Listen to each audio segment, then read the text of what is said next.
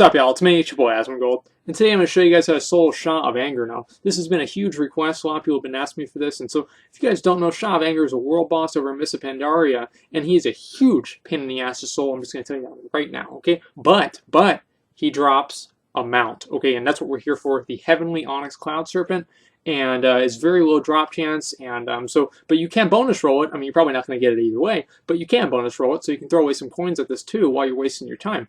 Now, the main talent that you want to have as a warrior is Second Wind. You also probably want to have the Heroic Leap Clip. I'll explain that in a little bit. Now, the first thing you do, guys, and this is going to be pretty much for all classes, honestly, run in there, pop every single fucking cooldown you have, and you're going to burn him down because he's going to cast two spells that are, one is good, one is bad. The good spell is Endless Rage. The bad spell is Growing Anger. Okay, he casts Endless Rage. That's like he's healing you. Shah of Anger is healing you if you're a warrior, by the way. And he's going to summon ads that you can use to kill for Victory Rush. Okay, it's amazing. But if he summons Growing Anger, you have to run the fuck away from him. You have to get at least, like, I would say 50 yards, 60 yards away from him. And so as soon as he casts it, like, watch, you heroic leap away, run away like a little girl. As you can see, as soon as I get there, and then right there, Growing Anger, that debuff on me, if that debuff expires and I'm too close to him, he mind controls me and he resets, okay? So you just wasted, like, I did one and I got overconfident, right?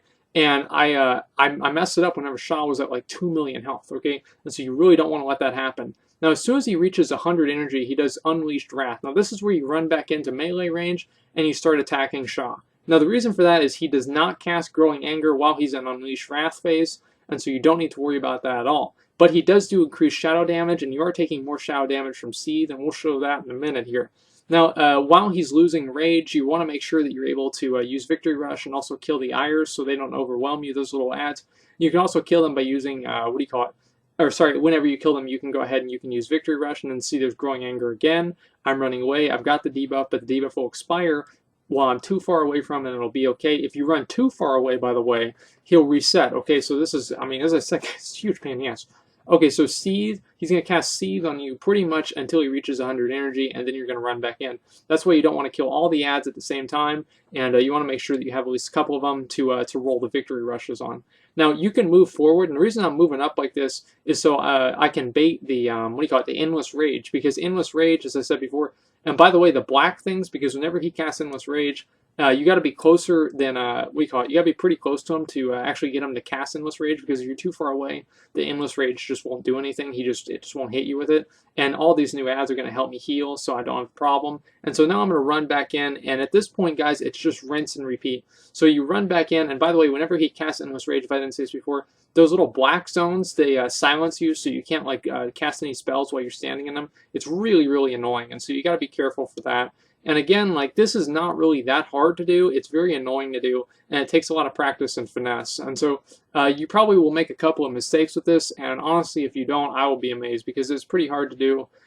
Just got to make sure that you kind of roll these ads here, and as soon as he reaches this, I said before, and wait for him to actually cast Unleash Wrath, unless he's casting Endless Rage, and he'll reach 100 energy while he's casting Endless Rage.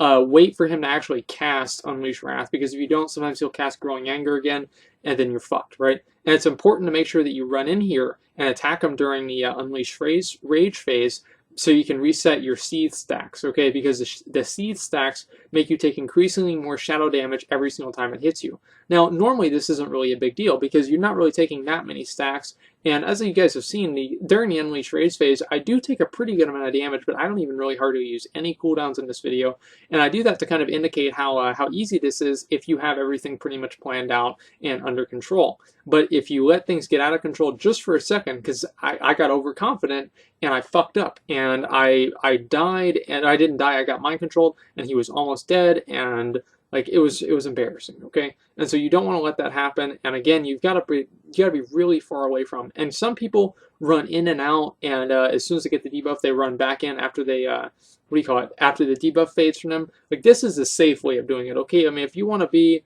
if you want to take risks, you can go ahead and take risks, but for me, I would rather just sit here and AFK it for a couple of seconds, make sure I don't get mind controlled, and especially as a melee, You can try that stuff if you're a caster, because obviously you have a, you don't have to run away as far if you do get the debuff. But as a melee, you've really got to be careful here, because you can get mind controlled, and especially if he catches you off guard, or like you're trying to cast heroic leap and you run through one of the black puddles. There's all kinds of different problems that can happen. And so this, like, honestly, one of the hard parts about this is actually soloing this guy, because what's going to happen is that people are going to run in there and they're going to try and help you kill the boss. And that's not really too big of a deal, honestly. And here, I got overconfident again. You guys are going to see how close it came that I almost fucked this up at the last second. And so be careful. Like, look, watch. I got the anger. I have the debuff. Okay, 5-second debuff, and I kill the boss. And so you got to be really careful here, and you probably don't want to take that kind of a chance unless you go like me, because I mean I knew I had enough rage for execute. It wouldn't be a big deal, but still it was a really close call. Now I'm going to show you guys how to do this on a hunter, because you guys see like a warrior, like this is actually pretty hard, okay? And you got to be you got to be jumping back and forth, killing ads, everything else like that. But as a hunter, this is a joke. Like, this is a complete joke. Now, as a hunter, you want to be beast mastery. Make sure you have the pet bond. Make your tank and a tenacity spec, and get the glyph to where the spirit bond heals you more. Basically, healing increase is on you. Yeah. Healing on you is increased by 10% whenever spirit bond is active. So effectively, spirit bond just heals you for 10% more. And at this point right here, just go AFK.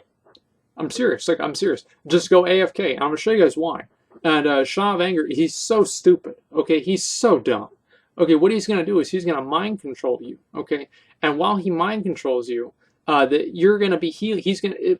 Because like obviously whenever you're getting mind controlled, the game kind of is programmed for you to cast spells. But one of the spells you can cast is we call it is min pet. So he actually, Shah of Anger, mind controls you and has you heal your own pet. And whenever you get mind controlled, you have double health, right? And so whenever you have double health, since we call it Spirit Bond is a percentage health heal, Spirit Bond is healing for twice. Look how much his Spirit Bond is healing for now, because of what we call, yeah, look at that, look at that. I'm healing him. And Shah of Anger, like, thank you, you're helping me win the fight. This is a joke.